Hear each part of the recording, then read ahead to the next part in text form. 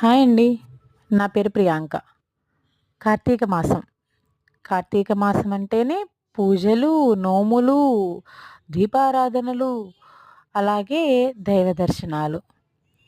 నేను ఈ కార్తీక మాసంలో దర్శించిన ఒక ప్రదేశం, ఒక దేవాలయం.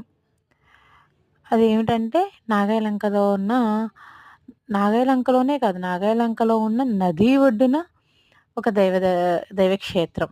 అక్కడ కనకదుర్గమ్మ వారి టెంపులు, వెంకటేశ్వర స్వామి టెంపుల్, సత్యనారాయణ స్వామి టెంపుల్, అక్కడే వీరబ్రహ్మేంద్ర స్వామి టెంపుల్, దగ్గరలో మసీదు, రీసెంట్‌గా నిర్మించిన శివాలయం. శివాలయం కాదండి, శివలింగ ప్రతిష్టాపన.